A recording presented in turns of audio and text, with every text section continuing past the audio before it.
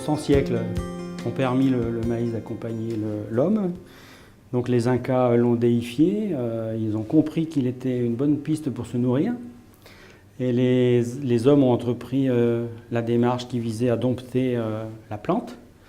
Et les descendants de la théocinthe qui sont exploités aujourd'hui couvrent 3 millions d'hectares en France, dont la moitié est dédiée au maïs fourrage. Le maïs européen, travaillé depuis les années 50 par l'INRA d'abord, les boîtes privées, enfin les recherches privées ensuite, ont rapidement compris qu'il y avait de l'espace pour nourrir les animaux avec cette plante qui avait l'air de l'exprimer si bien dans l'équilibre de sa construction, quoi.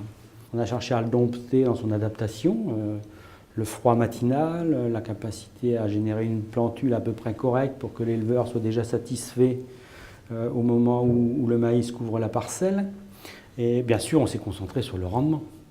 Donc là, l'effet hétérosis, le bénéfice de l'effet hétérosis, qui est la capacité d'un hybride à être plus productif que ses parents, c'est totalement exprimé. Et ce rendement qui était lisible pour le maïs grain a été rapidement aussi visible de la même façon pour le maïs fourrage. LG11, qui a été la première grande variété à faire du maïs, à être utilisée en maïs fourrage en Europe, était une plante assez réservée en taille et avec une disposition foliaire du style d'une bouteille de Perrier posée sur son gros cul, avec des grosses feuilles en bas.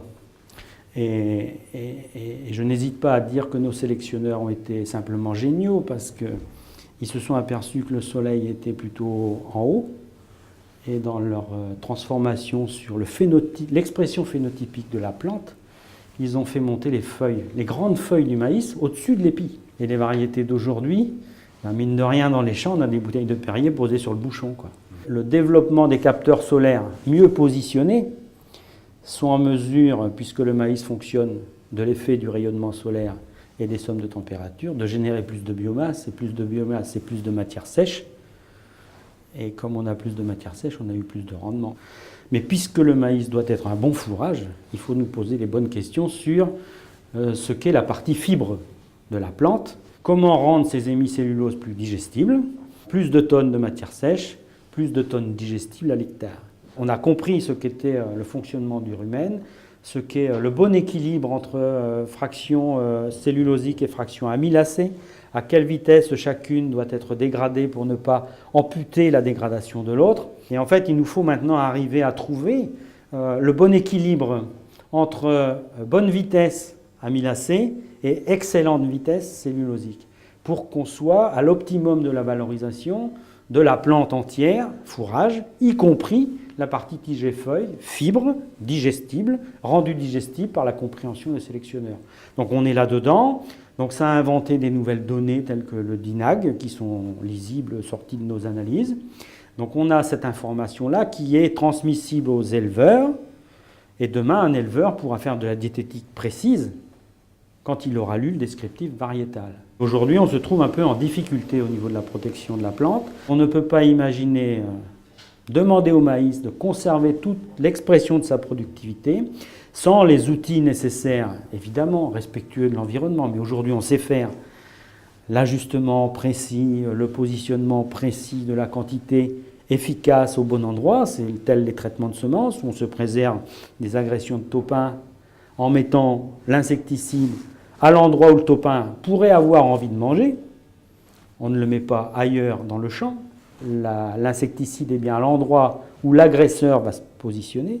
Les quantités disposées à l'hectare sont infimes, donc il nous faut avoir accès à ce type de technologie. Si on ne l'a pas, on va priver nos agriculteurs-éleveurs d'une partie de leur compétitivité.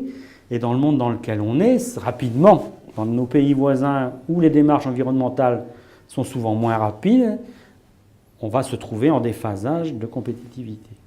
La plante maïs, avec la variabilité génétique des populations sur lesquelles on travaille, la capacité qu'ont les sélectionneurs à croiser les choses entre elles pour créer ce qu'il est nécessaire de créer, sont en mesure de nous donner souvent une réponse très rapide aux problématiques de maladie.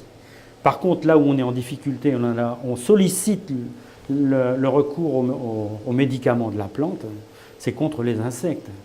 Les agresseurs extérieurs, que sont les taupins souterrains, Diabrotica demain qui nous arrive de l'Europe centrale et qui viendra ici, nous impose d'avoir des outils pour se battre aussi contre ça.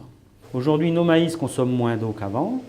INRA 260, pour une quantité d'eau donnée, faisait 1,6 kg de grains de maïs de rendement. En joue 285, 25 ans après, on faisait 2,5 kg, ce qui fait 30% de différence. Donc globalement, le maïs a toujours besoin d'eau, mais avec la même quantité d'eau et une utilisation plus efficiente, on arrive à faire de meilleurs rendements que ce que l'on faisait auparavant.